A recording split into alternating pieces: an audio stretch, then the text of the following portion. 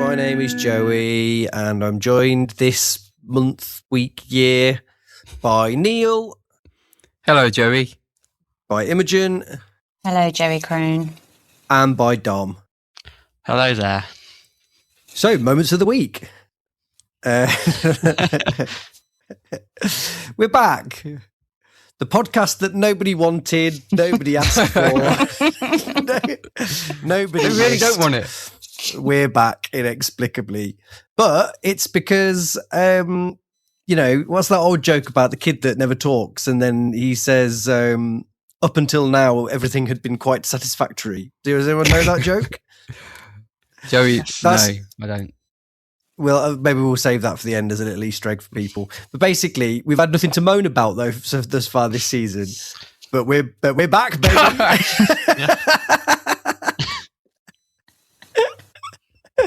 Yep.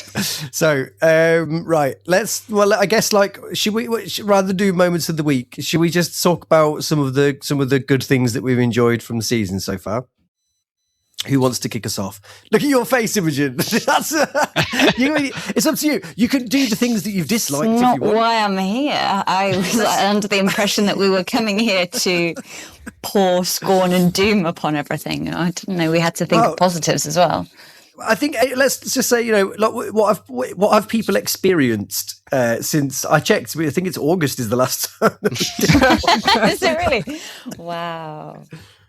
I went to a game with you, Joey. That's my highlight of the season. That's my highlight of many seasons. I had a great time. I mean, we picked a terrible game to go to. Not that, just why would we go to Preston away? Like it just doesn't work out for us, does it? But other than that, it's brilliant. But it did feel like if we were ever going to win, it would be that one, and then it's just exactly the same as all of the others. So that was that. But yeah, good fun all the same. It's important so that people remember that despite the fact that this podcast has been going for 13, 14 years, Neil and I have only ever, in fact, with the same as all of you, only ever met in person 5 times. 5? I was going to say 5, yeah. It's like a no-yet. That was a rare treat. That was delish. What else would people go for? I just want to say I was really enjoying late September, early October, where it was just how many goals will we score in this game? That was a lot of fun. I loved it. Not quite sure how it happened, but it was very enjoyable. It felt like a reward for everything we've been through, and it was we're finally going to see a season where we just slap everyone around and we get promoted by Christmas. There's going to be absolutely no sweat to it. I enjoyed that. What was your game? Yeah. What was your game within that run where you're like, oh God, this is way too easy? Because mine was, I remember watching Sheffield Wednesday and I was just like, is this going to get boring? Is it too easy? I'm just going to get bored too early. It shouldn't be this easy to score 5 goals in the game. And it just kind of kept happening. That was my game when I was like, oh, obviously in hindsight, not as easy as we think it might be, but that was the one where I was like, God, this could be too easy this year. Yeah, I think maybe it was a Sheffield Wednesday when I was like, I now see why it's so quiet at the Etihad. Because what is such a cheer? There's no joy anymore because you just win, we just steamroller everybody. Where's the peril? Exactly. Where's the jeopardy? But it's back. So that's good. Was Millwall away where the thing that the beauty of that run is it was the template was score 2 goals really early and then experience what you might describe as mild peril in about the 60th minute and go, oh, are we throwing this away? And then for some reason, the ball just sort of cannons around and then it's Bobby Thomas just in their box going, hey, like that. But I think, I can't remember who got the last 2 goals at Millwall, but you were like, oh, it's, not only is it fine, but it's really fine. It's just it's nothing to worry about at all. A bygone era, a quaint, different time than what we're experiencing. Better times. They were better times in a lot of ways, weren't they? Well, in every way, yeah. But like you say, do you want it? Did it get too good? is this actually better? No, it's not in the slightest. Yeah, I was really enjoying it.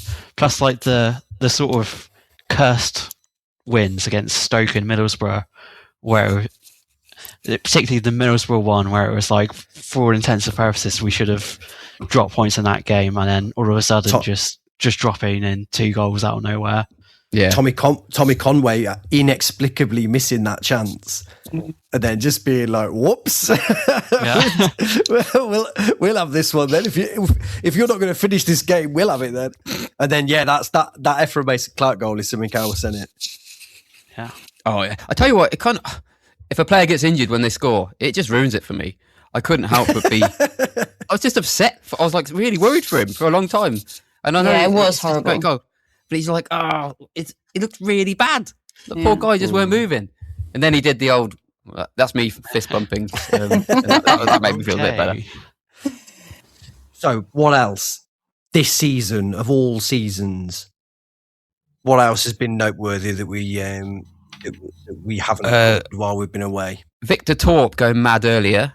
That was another lovely little phase, wasn't it? Like just Mr. Goals, Victor Goals was, some of them were, there was a short period of time, and this is mainly because he's not had many chances, but where I just thought every time he got a free kick in a very specific area outside of the area, I just thought, this man will score this.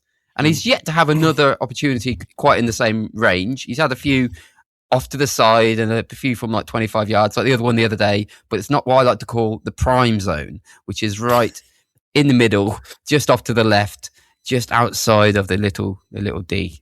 I'd like to see that one again, please, because he will score that. Yeah, he has been fabulous. And you and I had a conversation that posited if he was able to keep up his scoring rate from earlier in the season, this was months ago, bear in mind, would he have had more of an impact on Hamer? And now that he has not scored in however long it is, we can categorically say it is unlikely that he will reach Hamer levels by the end of this season. But it was a fun conversation at the time. While it lasted, yeah. I think you're shaking your head at me there. Like I was saying that he was going to. I was saying if he did continue that run, then it would be that case. Although saying that, I'm now thinking, I don't think it's me and you that had the argument. I think it might have been me and Paul that had the argument. Oh, absolutely. I definitely didn't have that conversation with you. But my thoughts are Hamer went a little bit mad from sort of February onwards that one season. So there's still time. That is true. That's very true.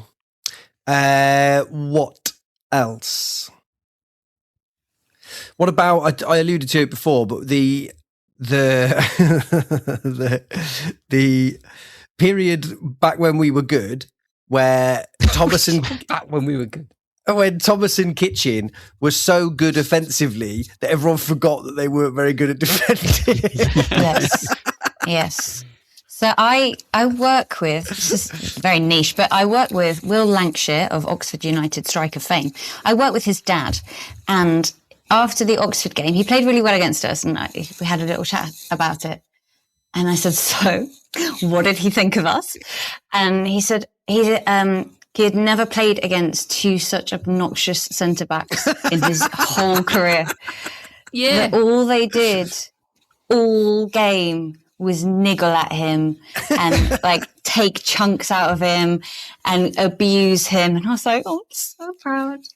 That's lovely. It's really, I came away with a warm and fuzzy glow. But I think we really do need to stop pretending that that they're good players because... go on, Neil. Go on, I'll let you. I'll let you. I don't mind the criticism. I just like they're good players. I mean, come on, they're not the worst players in the world. There's mainly aimed at Kitching rather than Thomas. I don't know. I turn my back, and it's a bit like the 6-7 thing. I have no idea how it happened, but everyone seems to be thinking that Kitching is a good player, and I will admit that he has improved enormously from an admittedly low bar. There is still some significant room for further improvement there. He was not good on Monday. Not good at all. Oh, no, he was not. No, I do agree with that. Yeah, that doesn't please me. You lot know by now how I work. So Bobby Thomas is according to whoscored.com, the 9th best performing player in the whole championship this season. Now, Kitching is. You can argue whether Kitching or Thomas has been better or worse, but I can't see past that. Like that I'm totally fixated on, because I just don't think.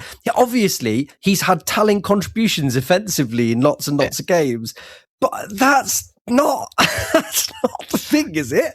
That means that he's been better than like Sims, for example, who's got nearly a goal a game if you go off minutes per goals and stuff like that. I don't get how a player who routinely just gets run past is being the 9th best player in the championship this season. Is that what you're trying to tell me? And I can't take it anymore. I think you may have spotted a flaw in their rating system there, Joey. I think there's a chance it's not quite leveled out. Because it's not just that. That is emblematic of the problem. It's the fact that he's being linked with like a £8 million move to a Premier League team, and the fact that it's like I think he's been bad defensively this season. Not just like not good enough. I think he's been bad. I think he's been worse than King this season. I actually think Kitching, up until recently, has been pretty consistent and sort of average level performer at the back for us. But that Thomas, I find baffling. And you're right, the scoring system. Were you saying this when we were winning load? Fucking yes. I mean, were you? Okay. Were you saying this with Paul? Yeah. Just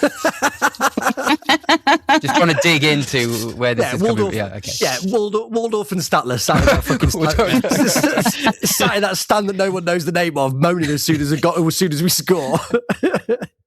Yeah, of course. You should be pleased that Paul isn't on here. But Paul would have sacked Matt Grimes from September, even when he was brilliant. Like it's not a thing. I have to say the Grimes thing, like when Paul was having a go at him, I was like, this is when he loved Sheaf, and I didn't understand. But I kind of get the Grimes thing at the moment. He's not covered himself in glory recently. But was he even when Grimes was? Yeah, what does Rob Gurney keep calling him? A metronome. The metronome. Oh my God. Can we also have an entire segment on CWR, because I have a lot to say. Yeah, well, absolutely. I presume as well that metronome there is being spelt with a G, because he's got a very gnomish quality as far as I'm. Dom, what about you? Come on, restore some sanity. On Matt Grimes or no, just generally. I mean, you can chip in on Grimes, of course, but whatever. I suppose. Yeah, it is just ridiculous how recently it's whenever we give the ball away, you just have to close your eyes, because there's this aching gap between the front part of the pitch and the back end of the pitch, and everyone's scrambling. So quite how that's sort of our exhaust port is open, and we're letting starfighters tunnel in at the moment. I wonder if part of it is that our first choice back four basically hasn't played together for more than 2 games in a row since November, where December was just kind of horrendous in terms of the players dropping like flies from flu. Yeah. I've never known flu to be that bad in a football team. Did any of you have it? Yeah, I did. It was not good. Yeah, no. Apparently it was next level. My wife is never ill, but she was totally wiped out by it. Yeah. Poor tats. Yeah, we also kind of had the whole Bobby Thomas is injured and now he's back and he's punched someone. Which a lot of that recently. That's the 9th best player in the championship that you're talking about there, Dom. Yeah. Well, maybe that's part of the rating system. Brandon Thomas Asante boosting himself on Monday night. Are we the baddies? I think the 3 smiliest people. I think we are the baddies. I can't believe the 3 people this season who have done the baddest things are you've got Tats who just smiles constantly. You got BTA who seems like the warmest, most gentlest man when you see him talking, and you got Bobby Thomas who's always smirking when we concede a goal, and like they're going on punching everybody. Like, how is this being allowed? It has been allowed, except for one. One of the things that you've reminded me of that I'd like to bring up is the kind of descent into madness of Tatsuhiro Sakamoto, who seems to have like really embraced the physical element of English football and has like routinely this season decided to take umbrage with players and go for it. You just think, and as well, it's not like you're like, oh, that's cute, he's trying it out. You're like, all right, Tats, you're like, oh, wow, okay, fair play. He looks like he's much more aggro than you'd give him credit for. I love it. He's become furious since Essay's been here as well. You see, he's coming on the pitch, and I know it's only a screenshot of a moment, but when Wright stole that goal and like somebody paused at the specific moment when the goal was stolen, and he looks the most furious man in history. And it's like, oh, Tats, I've never seen you like that. And that has now become like the profile picture on many of my WhatsApp groups, just because it's just so, how has he become this man? He used to be so sweet, and now he's just angry. I wonder whether, like, when he got here, he was like, I'm really determined to embrace the culture in Coventry. And he's like, got there in the end. I've said I'm going to do it, so that's it. I'm going to do it. Just What do you think's going to happen over that, though? Because you've got, I mean, I looked at them back, so I think BTA, however you want to look at it, he's swung his arm out and whether he's elbowed or forearmed him, he's done something, which seems like they're going to have a go at him retrospectively. And I don't think Tats is going to get anything, but do you think they're going to do something about that? Someone made quite a good point over this, which is, I don't know how it works in football. I don't think it needs the victim club to push for things, but I think if the victim club do push for things get moved pretty quickly. But we've got Oxford on Saturday, right? QPR, sorry, yeah. But if you look at the games that we've got in our run-up, they're games that Norwich would be quite happy for us to win, and so there's somewhat of a consensus that Norwich might be a bit like, well, maybe we just don't worry about it, guys. Maybe we just keep stum about this a little bit. Now, I don't know whether that's the thing, but I think we would have probably have heard of something by now if there was something likely to happen. But then that, I'm not sure. I don't know. The Southampton one took about a week for them to mention anything, and then it took a month to get it all done. So I'm still waiting. That's another highlight that we haven't talked about. Oh God, yeah, Southampton just being weird. Can you lead the way on that one, Neil? Because you look like you really took your magnifying glass to that statement. I find it interesting when people full-blown lie when the evidence is right in front of them. Like, at one point, I watched it happen. I watched the video, and then I watched their sort of. So I don't know if everybody would have heard about it. The fact that we had this whole sort of hearing, we didn't submit any evidence. Southampton did an entire thesis on why they were the good guys in this entire thing. This is when our dear leader started it all off by screaming it, doing that, giving it all that. Right, okay. Yeah, so our dear leader did that, wound up a couple of their guys who came flying in, and then the typical argy-bargy occurred with various people just doing the pushing. And that's all. You looked at it from afar and you're like, okay, I've seen this a million times before. Everybody's having a bit of a push. What happened afterwards was that we were encouraged by the FA to submit some evidence or at least a response to the charge about, what went on. We refused to submit any sort of evidence. We just sort of accepted it and said, oh, yeah, fair enough. Southampton, if people have not read this, please read their submitted evidence where it was pages upon pages of, I just cannot understand what they're saying. They're basically saying that everybody that got involved from their side was acting in the best interests of football, and everybody in our side was basically, Hitler personified. And it was just odd because then the ultimate irony was they had that Cienza who they give this whole sort of paragraph of how wonderful he was and how nicely he behaved, and just told Frank, I don't think you should be doing that. And then a week later, he's basically giving it to all the Portsmouth fans and doing exactly what he said Frank should be doing. So that was again quite funny. But yeah, the whole thing was just baffling when you read through it and you just see you watch it and then you read through their examples of why they're so nice, and everything they were doing was just very, very, very good, apparently. And it wasn't good. Everybody was just been a bit naughty. The one that stuck out for me is that it's Taylor Harwood Bellis is meant to have like taken Frank effectively by the hand and gone, Frank, come on, you're better than this, man. It just seems so unlikely. And Frank said, "Get away from me, little boy," or something along those lines. Yeah.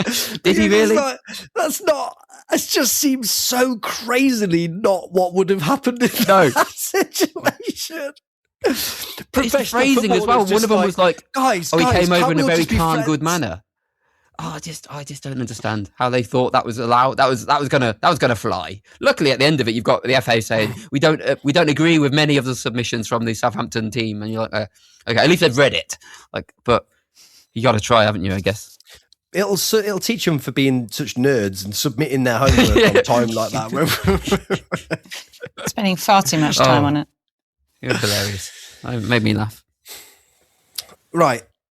I mean, do we want to continue this sort of previously on Coventry City 25-26, or do we want to talk about the unbelievable malaise that the club finds itself in at this present? Can I preface all of this before, just to let everybody know, before they jump into going mad, that we've got more points at this point than we've ever had. So, let's say means nothing, Neil. Right. Means nothing. Which makes it all. I think it might mean something.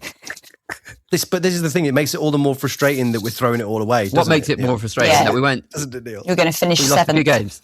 Huh? We can't finish seventh. We could be the worst team in the league, and we'll still get 74 points. Ain't happening. Oh, sorry, I've done the maths because I'm an idiot. You've changed your tune. Before we started recording, you were the one saying you'd get Lampard out now while we've still got a chance of getting promoted. All right, Southampton, you've got this wrong again. Like.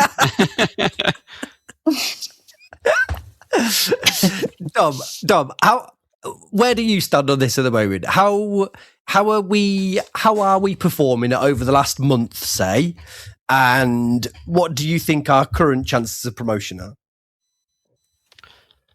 So, basically right up until Christmas, I was just like, I think we're basically up, and we just have to be competent for the rest of the season.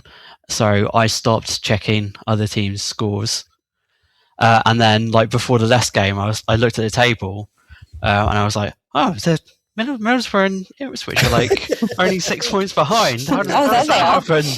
That's just getting kind of close. But I will say, I think Christmas was horrendous for us for various reasons. Like the squad was too small, and we had a flu epidemic, and we took on Ipswich, and they just produced their best performance of the season against us. And we had to play them twice in a month because English football likes to be weird about doing the calendar and doesn't want to do the reverse of the fixtures. But I'll move on from that point. I think you almost have to take Christmas out of the equation. That was just a bit of a clusterfuck for us, where everything kind of went against us. We didn't have a left back over Christmas. We played 3 in 3 different games. The Brown chant started and then stopped at the Charlton game. The fickle finger of Coventry City fans. That was an incredibly short-lived love affair with Brown. That song didn't last. But yeah, this month we signed the 2 wingers. We beat Leicester and Millwall in back-to-back games. We haven't sorted out our away form yet, but if we do what we did over the last week and win 2 games out of 3, average that over the rest of the season, that's 2 points a game. That's good enough. The title is one thing, but in terms of getting over the line to promotion, we've put ourselves in a great position. Yeah. And if we don't throw a big wobbly over a bad period of about 4 or 5 games, Norwich game wasn't great, and hopefully Frank Lampard has learned some lessons from that in terms of you can't just play basically one guy in midfield in an away game at this It level. was bad. Yeah. We're in a great position, and if we're level-headed and we focus on winning our home games and in away games, try and keep it tight and nick something, because we don't have to win all of our away games for the rest of the season.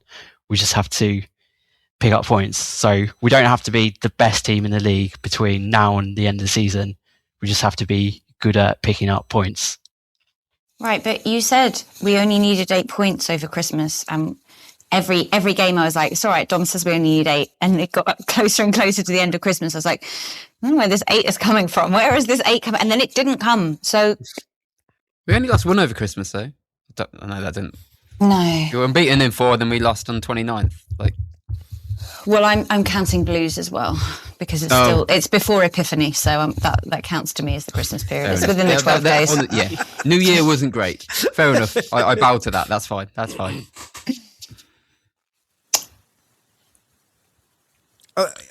Imogen, I thought you were going to continue on with your kind of... No, I'd finished.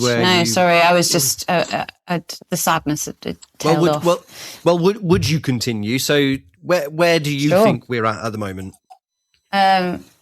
I would like us very much to stop losing. We have some decent fixtures, actually.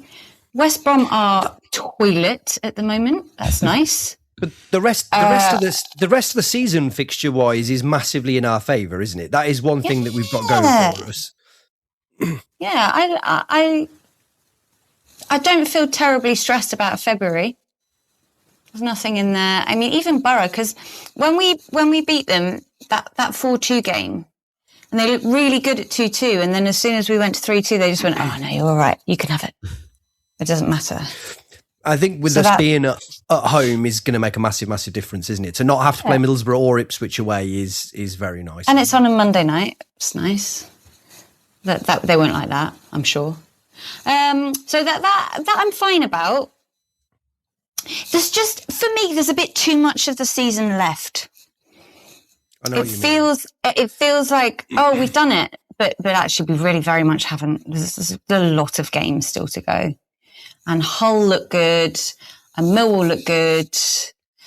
I just don't. Hull are.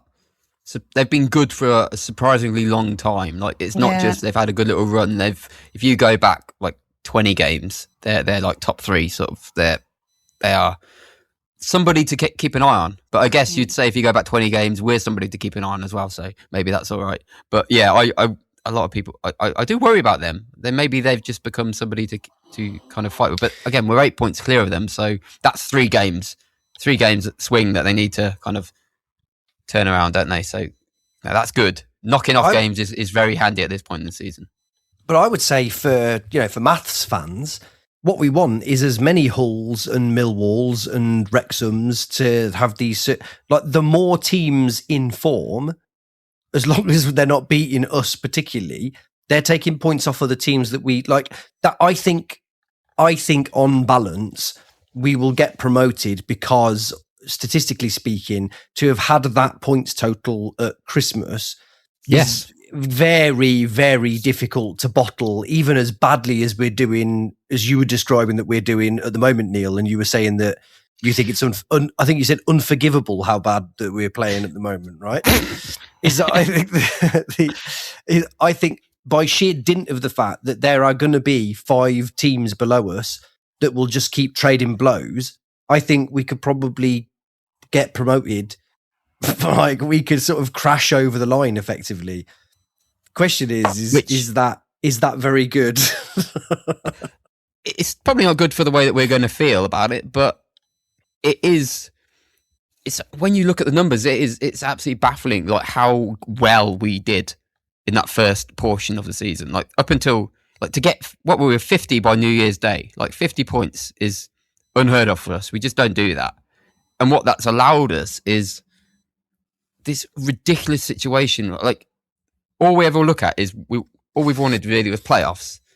And this season, without, like, it is ridiculous how bad we have to be not to get the playoffs this season. Like, we have to be the worst team Like last season, Cardiff got 16 points in their last 17 games. We do that, we get 74 points, which is more than any points total we've ever had at the Championship level. Like that's how. So that is in my mind. Not I want to get playoffs, but that's my baseline, right? And I just think, like, I don't think we're that bad. I don't think we could possibly be that bad. So, you know, where's the points total? And even like when I break up, I did this thing on social media recently about form and just like the perception of it, because it really intrigues me. Like people were very selective about their portion of time where they want to judge form. And they'll say, right, I'm going to look at these 9 games because it looks really bad.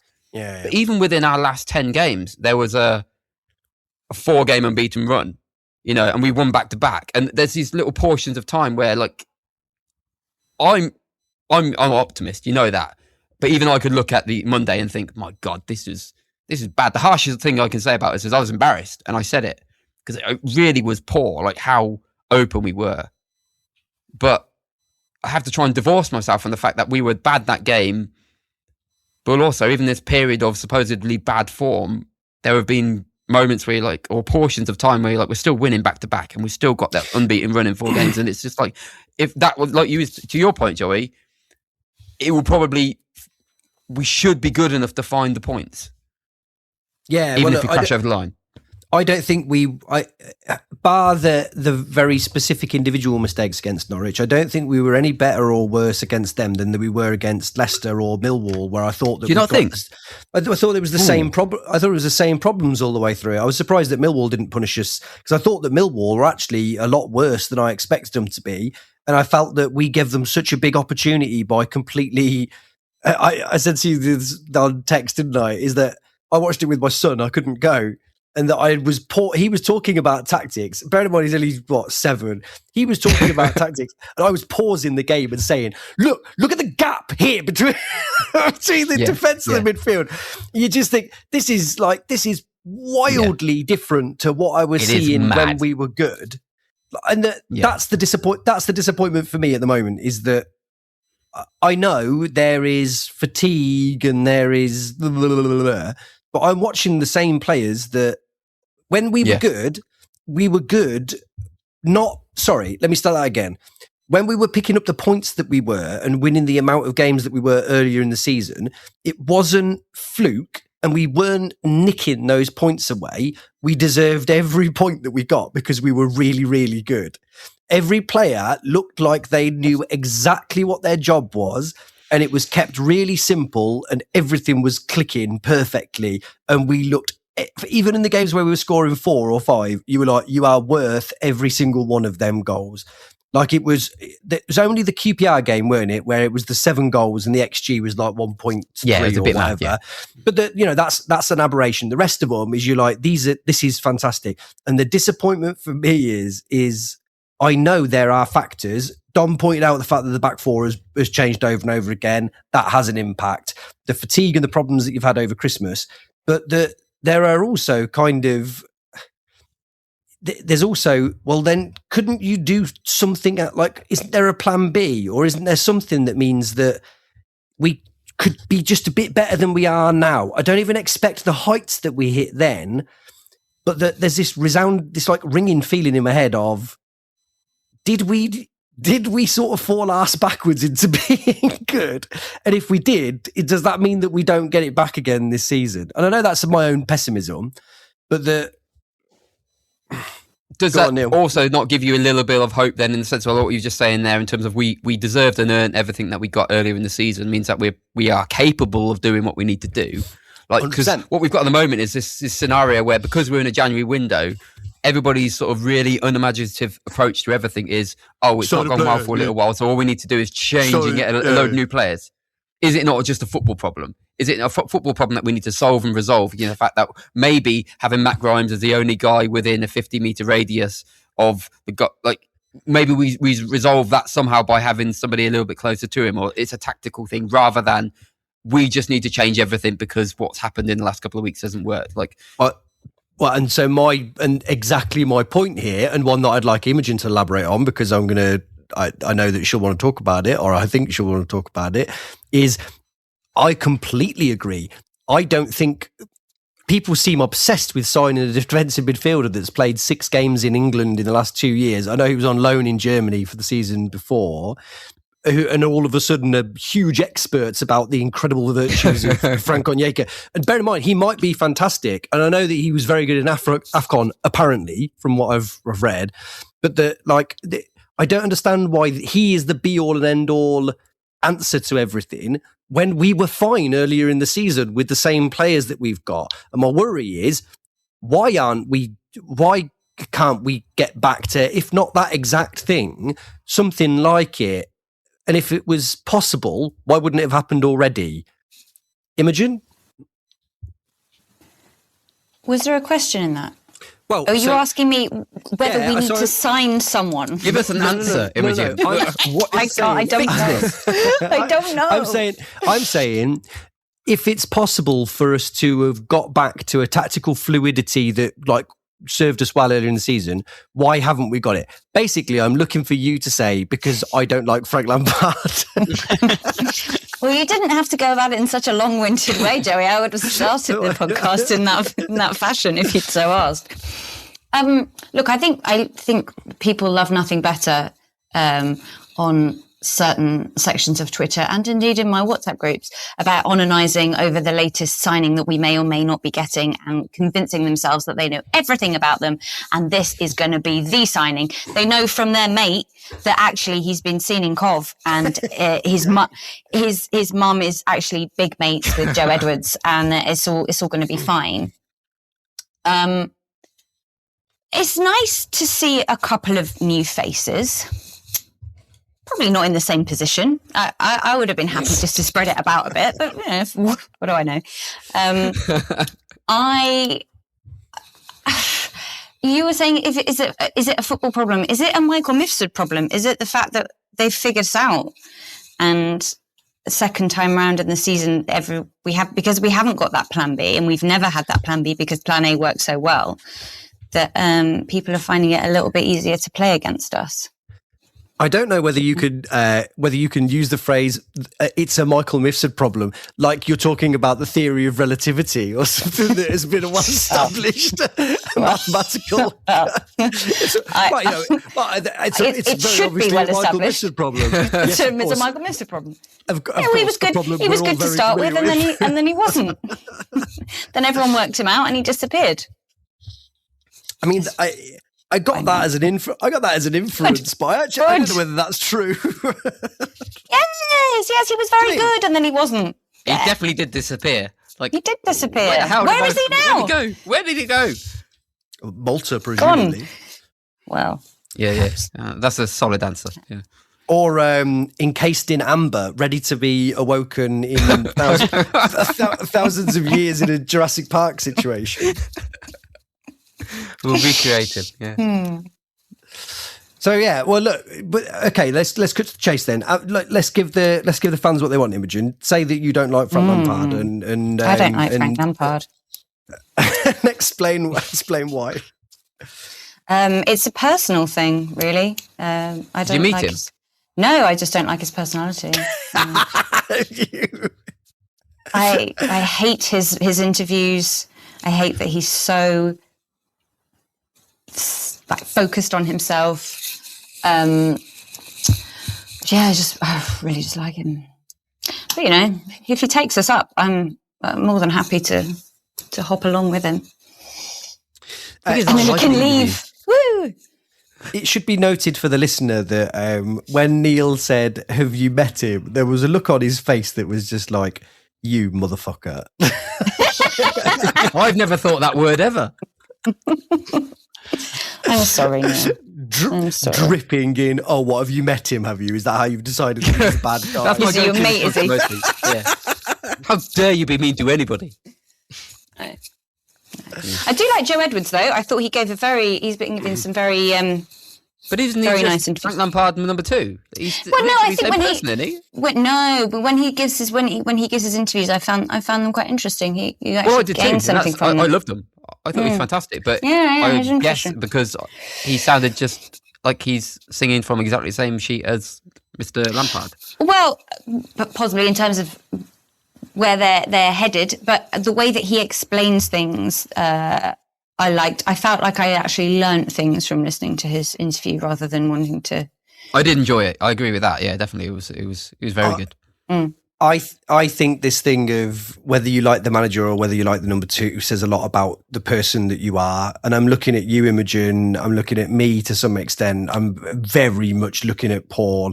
Is that if it's a functional relationship, the manager is probably somewhat extroverted, but seen by dweebs as being like a sort of, would you describe it?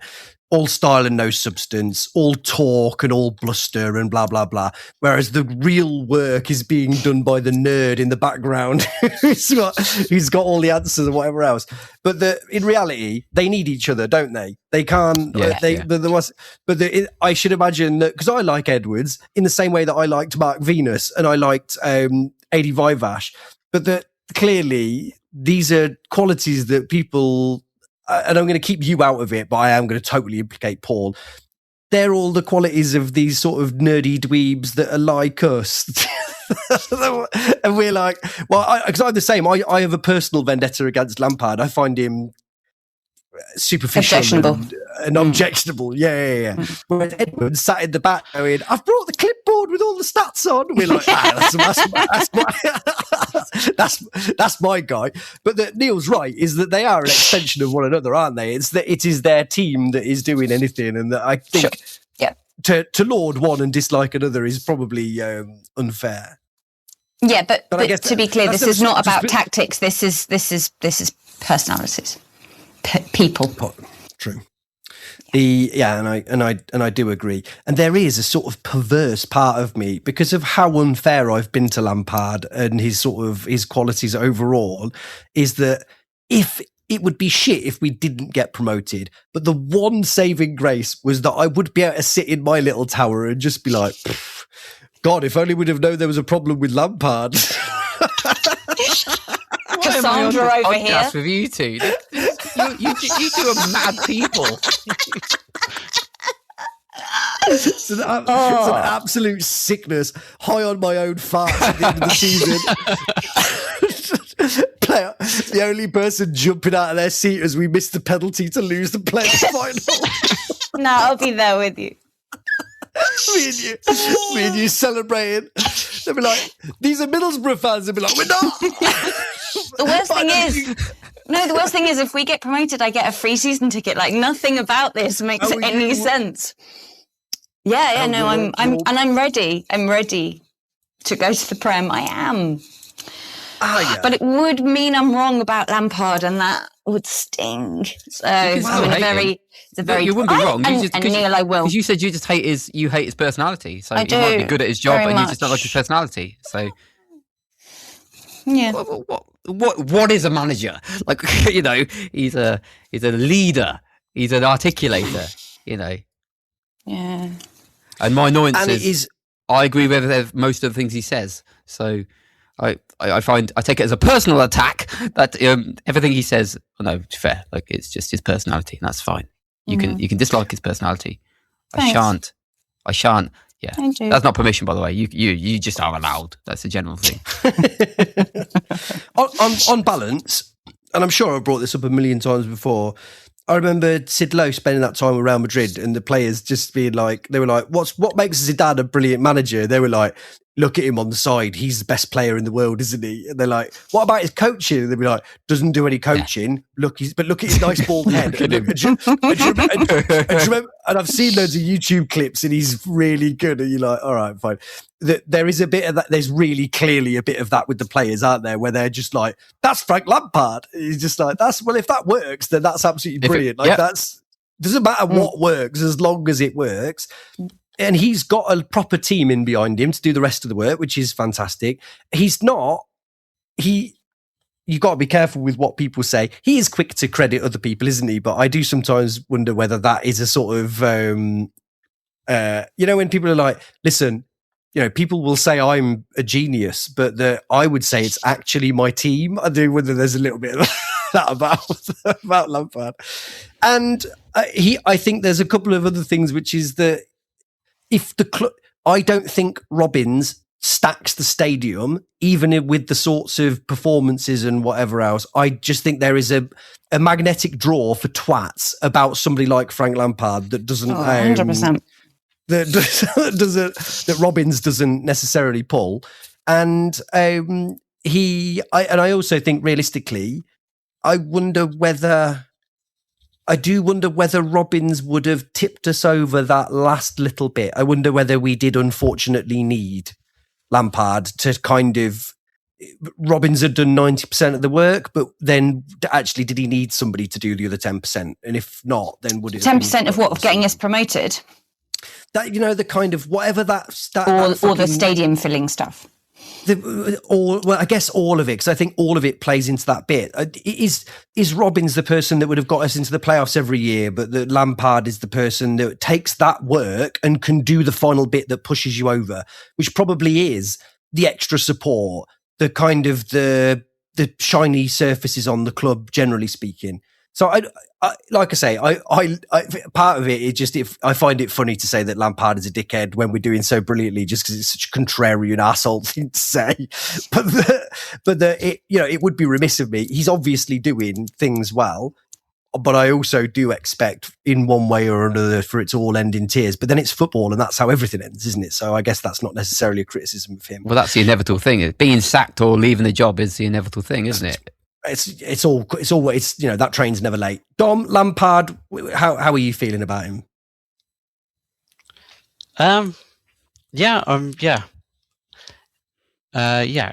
Basically, getting behind him, enjoying it, very close to engaging with the songs as well. But I made a promise when Robins left that the next guy's gonna have to get a promotion under his belt before I do that.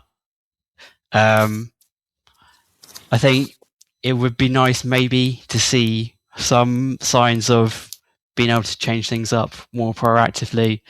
It was nice over the Leicester Millwall games that we had Thomas Asante and Sakamoto on the bench and we used them well in that scenario. But the Norwich game, I think you can question, first of all, why does Thomas Asante start in a really tough away game against a team in great form, even though Rodoni was out? Why not leave yourself something to have from the bench a bit later on? And then also when we were chasing that game and actually not the Birmingham game, because we actually did go top in that scenario. Definitely the Norwich game. Why was it just like for like when we're chasing the game? A game where we ended up in the last minute sending our goalkeeper up for corner.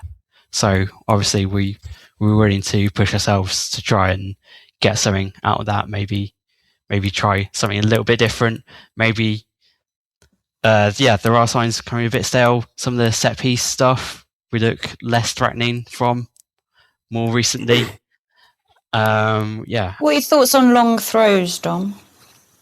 Well, we sort of whinge about them, but they have proven to be effective. And I think there was definitely a period over sort of November, start of December, where that and set pieces were getting us points in games that had suddenly become a lot tighter.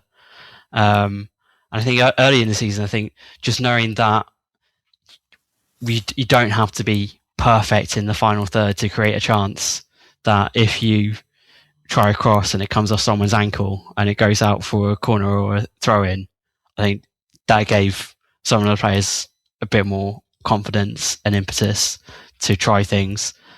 It is very annoying. I think the Ipswich game was probably the worst for it, where it was the Ipswich home game where it was quite clear that they seemed pretty comfortable dealing with the long throws, and we just kept doing them, and there wasn't any sign of changing it up. And in that game in particular, it just seemed like Van Everett was taking ages to like wind up and take them. So I think that's where it can take away, when it almost comes, you almost go, this is our only way of creating a chance, and we're going to throw everything we can into this. against an opponent that is quite comfortable dealing with that. I think that's when you need to try and do different things. I like what we did against the Norwich game when we had about 3 in a row, and the last one we take it short so we can take a cross with our centre backs in the box. I would like to see that more, but yeah, that's just because of my Football Manager experience. But yeah, maybe we need to try some different things there to prevent me getting stale.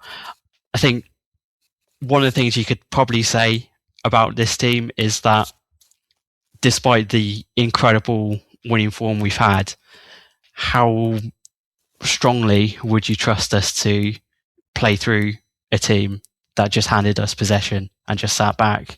I still think there's some questions there about how we go about breaking teams that are going to defend really doggedly against us.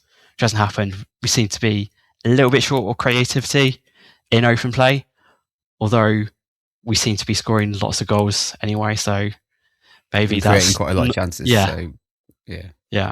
But yeah, I think SA has made a bit of difference in terms of our open play threat. He's bloody infuriating to watch, but sometimes if you got someone on the pitch who's willing to try the impossible, it comes off. And yeah, that's potentially an area of difference. I think, yeah, certainly over like the back end of the season, I'd like to see us, try things a bit differently. Maybe trying to control possession and play through teams more, rather than the fixation on set pieces that has been the case for much of the season. The set pieces thing is something that I've monitored partly because of something that me and Neil experienced at Preston, that was the game that Milan missed, wasn't it? And so Bobby Thomas took Bobby them. with it. Yeah, and then there was a certain section of people that were saying Thomas should take them permanently, but that has caused me to keep a keen eye on it. And I think we've scored 6 goals from almost completely directly from Milan. And that does feel ever so slightly reactionary, because that is quite a good haul of goals, I think, from Milan throw, isn't it? I also wanted to flag something that I don't think anyone ever quite got to the bottom of, which was that incredibly peculiar long throw at the start of towards like September-ish that went very high vertically in the air. I think Milan then tried to pass off as being something that he did on purpose to mix things up, but I'm really not sure. Do you know the one that I'm on about? I can't remember it, but I can visualize it. So as he's thrown it, I think it's like spun off his fingers and just gone straight up into the air. But after the game, he was like, yeah, we just knew that we needed to change things up. I was like, I don't think that's how you'd change it. I don't think that's sure, guys. Yeah. I don't think that's how you'd change it up. Look, I'm going to attempt to make an executive decision here and say that we move on slightly from kind of serious football chat, which I think we'd all agree is what we've just been having. I do think we need to talk about CWR. Imogen, if you said that you particularly wanted to talk about that. I don't know if you want to lead off on CWR this season. It's extraordinary coverage. I'm at quite a loss at some of those post-match interviews that have been conducted. I do think Lorna Bailey's quite good, and she's got quite a good handle on Lampard when he's at his more truculent, and she sort of just says, I'm just doing my job, very relaxed, and he's like, yeah, I know, I'm just saying. But the Rob Gurney almost makes me feel for Lampard, almost. But what have you got to say about the fans today? They were great. Oh my God, Neil, why must we ask this every time? He's clearly furious, and you're like, don't say it, Rob, don't ask him, he's really in a bad mood. And you're like, you ask him, no, don't do it. And then ask him twice. He's like, I've just said that, haven't I? I've just said that. It's that my stomach just clenches every time I hear the start of the post-match, and I can't stop. I can't stop listening. No, it's borderline unlistenable sometimes. I'm sorry. I know it must be a hard job, but I find it really hard now. Poor Clive, he makes you realise. I know. Don't it always seem to go? So I'll let this person decide whether they want to own up to this, and I don't want to throw them under the bus if they don't. But that someone I know referred to Rob Gurney's interviewing style as let me make a long elaborate point, and would you like to agree with it? Oh, which is just perfect. Now look, for what it's worth, in my shitty opinion, one, I think that they've got better as the season's gone on. So I think that the longer that I've spent analysing Rob Gurney's questions, which at times earlier in the season were unbelievable, to the point where Lampard, I think at one point said, "Is there a question there?" Like, but I do think they've got better. I also agree about Lorna Bailey. There is something to be said for a little bit like about what I was saying about Lampard spreading stardust on things. CWR seems to have got frighteningly upbeat for me, for someone that is used to Clive and the kind of the like funeral procession pace of what a phone-in used to sound like. It's the kind of like joie de vivre of Lorna Bailey and Rob Gurney kind of being like, we drew, but it's not too bad, as opposed to Clive just being like, God, yeah, the texts, they never end. Kind of, it's jarring, but you have to admit, CWR is for everybody, and that the overall package has been improved, but that it is interesting listening. The final thing I would say about it is that the person that seems to have been the greatest victim in it all is Oggy, has had to sit there unchanged, and they're like, "It's all good, this Oggy, isn't it?" And he's just a bit like, "Can we everyone take it down a notch?" I haven't come here to have a good time. I've been involved in this club for like 60 years. I'm just trying. I'm going to say Jack Rodoni played better than people are saying he's done, and then I'm going to go home and have whatever I'm going to have. Yeah. That's all I'm doing. I do love Oggy. He does. Funnily, he does. He's like 95% accurate in terms of what he's trying to say. There's always that 5% where he gets a little bit wrong, and that's just amusing. But he does fight back. I quite like that. He'll get a nonsense call, and he'll stick to his guns, won't he? Which is always good. But I'll just hit on again on that Gurney point. Like, I mean, Gurney is he's a stalwart, and I don't like to criticise people too much, but it's like when he picks out a player, and he's like, "So Brow did all right today. I think he did really," and like he just get.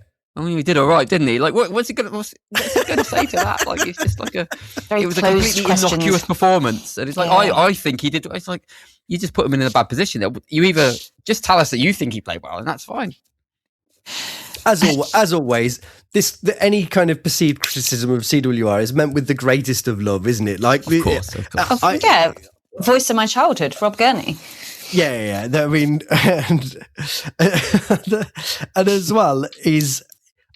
I love the fact that he looks like one of them one-man band guys that you might see. Do you know what I mean? With the big drum on his back and whatever.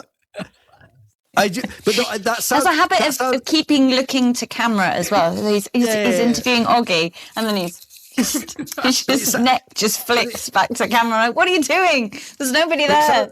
It sounds like I'm being disingenuous. I love the fact he's very clearly his own man, isn't he? He's like a real character.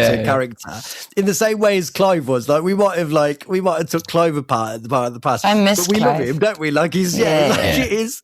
And like you say, you don't know what you've got till it's gone, because it would be brilliant, ideally, to listen to Clive's own purgatory of being forced to sit next to Lorna and Rob. just be like, guys, I'm just trying to read out some texts. Can we not just get through this without trying to have a good time?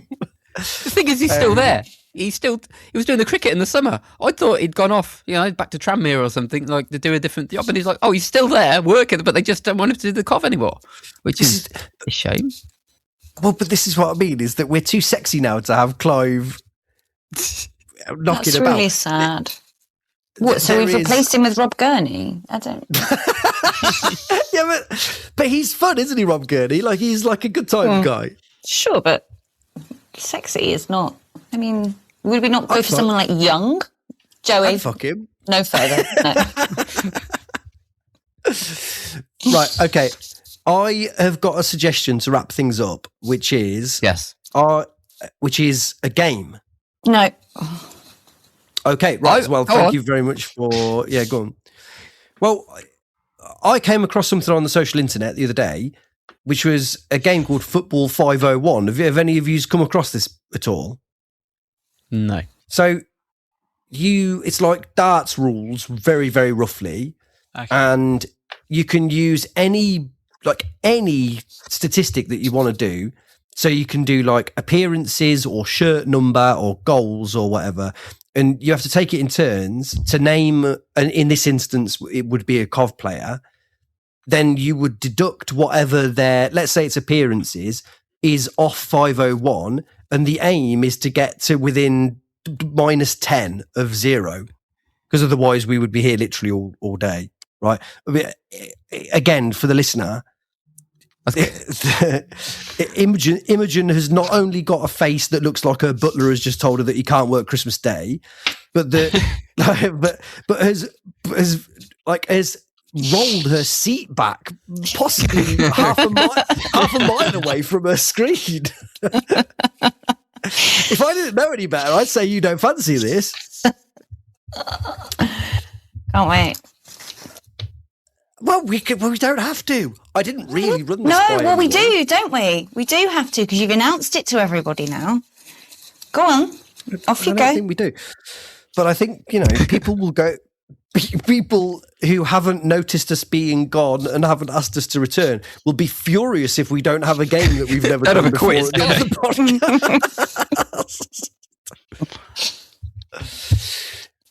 Should we do appearances? Give it a go. Let's see how we get on. I don't know how it will translate to audio, but we'll give it a go.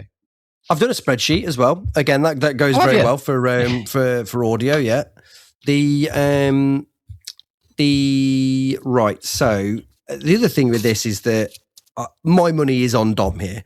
Oh, the other rule on this is that as per darts, you can't go over 180. So if you choose Michael Doyle, like, you get fuck all because it's over 180. Got you. Let's do 301, right? So that it doesn't last forever. Yeah. Okay. Yeah. Yeah. I think that makes more sense, doesn't it? Imogen, given that you're the most enthused by proceedings, let's start off with your first pick of player, please. Any player of any genre, of any. Sorry, of any season. Yeah, of any genre. Yeah. Right, I'll go for Callum Wilson, please. I'm going to. By the way, this is me explaining what I'm typing into ChatGPT. I'm going to. God, here we go with ChatGPT. That's the source here. Okay. Some of these statistics will be false. There is. While you're doing this, would we take Callum Wilson back? Hang a second. I would not personally. Would you not? Okay. No. Why? Injuries? No, I have issues with, like, I know he's scoring a couple of goals at the moment, but I just watch him and he's just not who I remember him to be. He isn't anything of that player anymore. He's just very functional, and he's a bit, I don't want to say Callum Wilson of the Premiership in England is wooden, but there's just a little bit static about him, and I don't know if I can handle that. We've already got Ellis Sims for that, so like that's my thoughts on that. Would you have him? Right. Yeah, he's fit. We've already got Ellis Sims for that. It's fine. I'm gobsmacked, Neil. Don, would you have Callum Wilson back? Forget money and whatever else. Just in terms of, would he help us get? Do you think he would help us get promoted? Yeah, definitely. I think that is like almost the kind of signing you want to make, sort of, for like these next 6 months. Someone who, if it is, would be able to nick goals at important moments. And also, he's someone who's played a load of Premier League football. And I think that would really help this squad if we were in the top flight. Callum Wilson didn't get into the Prem until he was about 26 or 25 or something. And he spent the entire of that time being injured. And he's one of the few players he could or should finish on 100 Premier League goals by the end of this season. I would pay for his taxi fare from London to get him there, which says more about my own lack of funds than it does about that as being. But I would back him to get 10 goals in the second half of the season from the bench. A player of that kind. I feel bad because every time I watch him, I just can't stand watching him anymore. Like he's just really. Oh, I must be really harsh on him. I keep watching him just because I love him. It just upsets me that he's not who he was. But I'm sure he's still good enough. I'm sure he is. I just don't like Imogen, 55 for Callum Wilson. Neil, who are you going to choose? Dom Hyam, which I hope is under 180. He made 192. Oh, get out of it! Oh. Wait, is this not just league appearances? Apparently this is all comps. Yeah, so he made 170 league appearances. Apparently, I went too bold there. I thought, oh dear. Dom, who are you going for? Ellis Sims. By the way, if anyone has got an advantage in this game, is it the guy that regularly compiles blog posts at certain appearance milestones? Yeah, when you said it was all competition, so I changed my selection. 123 for Ellis Sims. That's a great shout, Dom. Imogen. How many are we on? You've got 246 left to tick off. Oh, right. That's quite a few, isn't it? God, this could go on for a while. Well, no, because if you pick someone who's got 180, then you only need to pick one more player, yeah, that's what I was thinking. Let me pick Ben Wilson. Ooh. I bet that's like 70 or something, isn't it? 96 appearances. I'm surprised it's that many. Neil, go ahead. I'll go say Victor Gyökeres. That's like 116 or something, isn't it? Scored tonight. Did he? Good man. Mm-hmm. As well as it's the most Victor Gyökeres goal that you've ever going to see. It's almost like it's not his fault. It's that he never gets that space to run into. Almost like that, isn't it? Almost like that. Yeah. I should imagine, given that you are the very, entrenched in the North London Liberal elite. God, I'm right in the rat's nest of it. A lot of Gyökeres chat where you are. Oh, yeah. 116, Neil. Was it really? Beautiful. I got that on the money, did I? Is that what you said, really? Yeah. It's fabulous work. Dom, 178 to tick off. You could do this in one if you really wanted to. Okay, right. I'm going to roll the dice. Josh Eccles. Oh, wow. So I said Dom Hyam, and that was 190. So, have I ever mentioned about how Josh Eccles is actually my best friend? Never. Family member, best friend, confidant, everything. Brother. We're releasing a series of podcasts called Neil Lamptey Show Extra. And the first one will be about my relationship with Josh Eccles. And luckily for you, whose guess was this? Dom's. And luckily for you, 183, which just seemed particularly cool. That's sad. Imogen. Gus Hamer. Another player that we're going to sign. Yes. Wonderful news. Apparently we haven't talked about the one-piece shirts either, have we? Apparently the one-piece shirts had there was a sold out sign put up before anyone had even got to that might be bollocks, but even if it is, I'm glad to tell that as the truth, just because it's someone walked in with £5.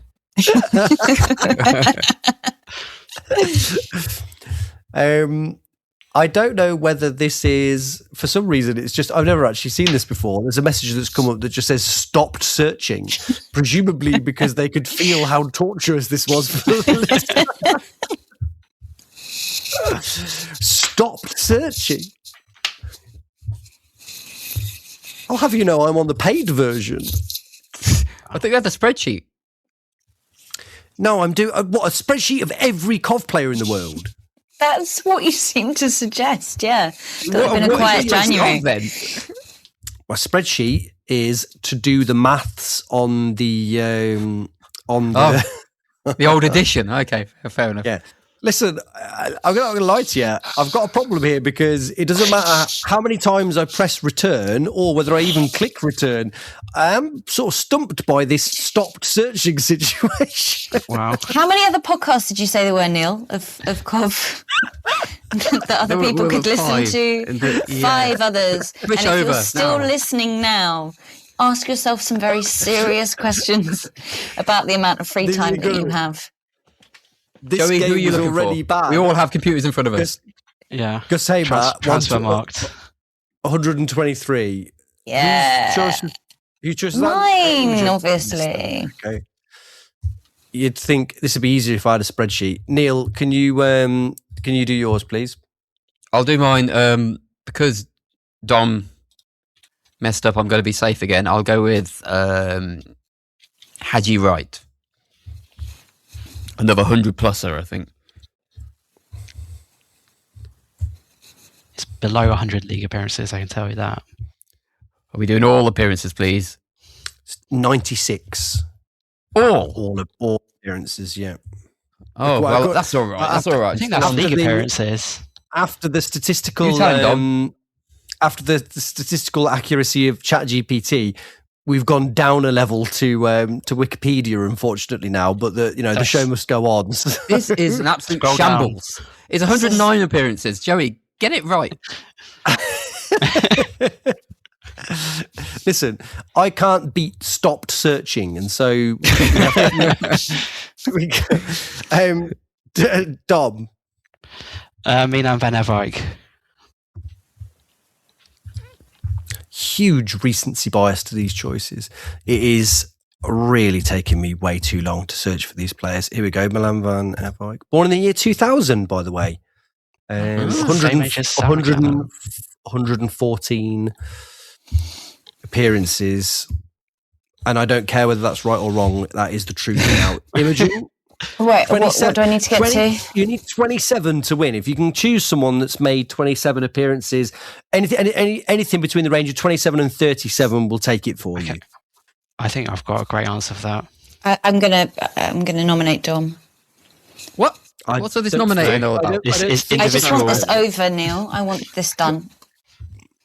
Well, name a player that's played between 27 and 37 times then. Denzel Schlager. Oh, you've lost the plot. I'm not even looking that up. Did he never even got on the pitch, did he? Yeah, he played away at Leighton Orient.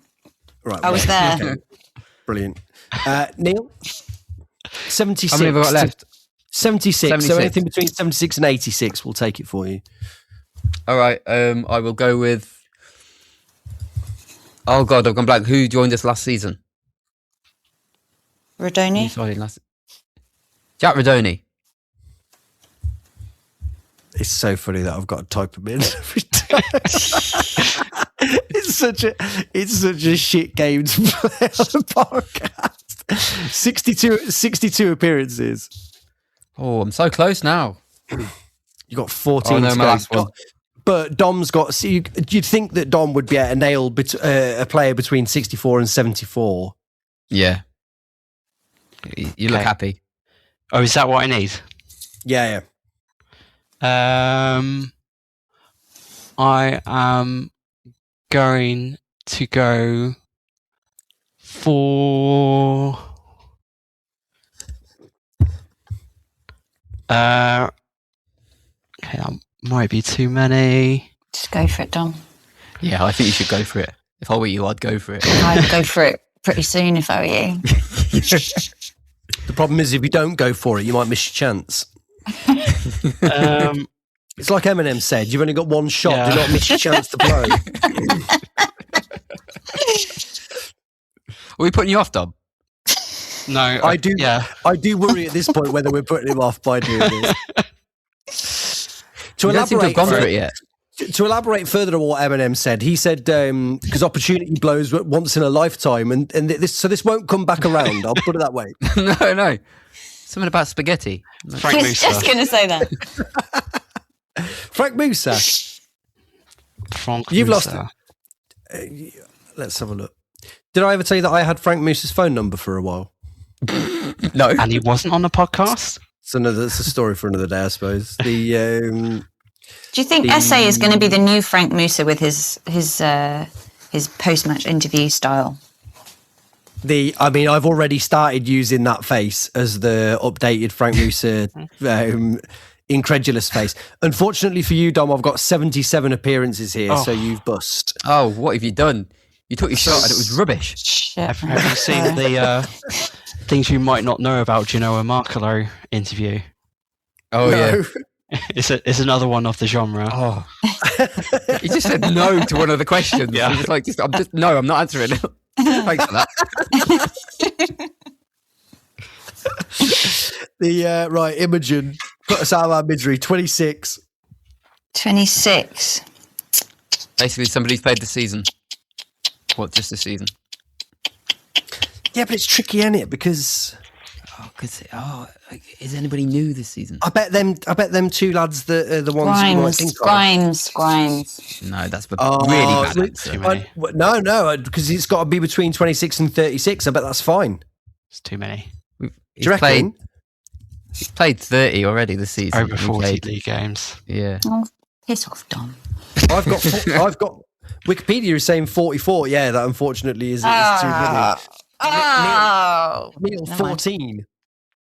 So I've got, what is my range? 14 to 24. All right, okay. I will go with... Maybe one of them lads probably has it. I will go 14 to 24. I will go with Kane Kessler-Hayden. That's a good shout. That would have been my guess, but you're on the Wikipedia problem here of whether they've actually got their facts straight. Can I go with the actual answer then? Is it right? You are 18, which means that you have put everyone out of their misery. Yeah, what a great game that was. Yeah. Let's never do that again. When you said 501, Joey, and I was just going to go Steve Grizovic. Yeah. First round. That would have been quite the go. Yeah, I believe it or not, I pulled it down to 301 there to put people out of their misery, but like a Clive Eakin era CWR, that misery can never end. By the way, I'm looking at myself at the moment, and I'm there going, "Oh God, we should let's look at what Rob Gurney looks like. Isn't that funny?" Do you know what? I was going to say something, but I thought it was too cruel. But there are today only there are similarities. There are, sometimes the owners will look like their CWR presenters.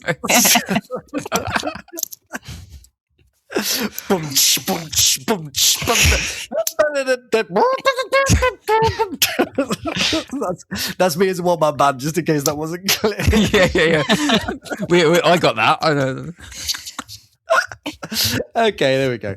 Right, okay, so round 2, we'll go for goal scorers. Trophy wins. Trophy wins. Yeah. Right. Let's end it. Let's end it. Let's end this, guys. Let's end this. Right. So we will see you all again next year. And in the meantime, thank you, Neil. Thanks so much. Anything to plug, Neil? I wish there was, but I don't think there is there? Not currently, just my excellent tweets. That's about it, really. Yeah. Excellent tweets. What about Quite Okay Comedy? Yeah, I sell T-shirts all about comedy. So quiteokcomedy.com. There you go. That's very good. Well done. Thanks. They're quite good. Yeah. A lot of people seem to like them. We haven't done this in a while, have we? So it's probably worth reminding people of what happens. Yeah, appreciate that. Yeah. Dom, thank you. Your plug, please. It's sidewayssammy.com, and you can subscribe to it if you want to avoid algorithms messing with getting commentary previews, which I strongly recommend. So you go on sidewayssammy.com/subscribe, and it goes straight into your email inbox. Fabulous. Imogen? I offer very reasonable employment law advice at London city rates. Fab. Okay. Right. Thank you all. We will be back, or we won't. You know, it's we do what we want. Bye.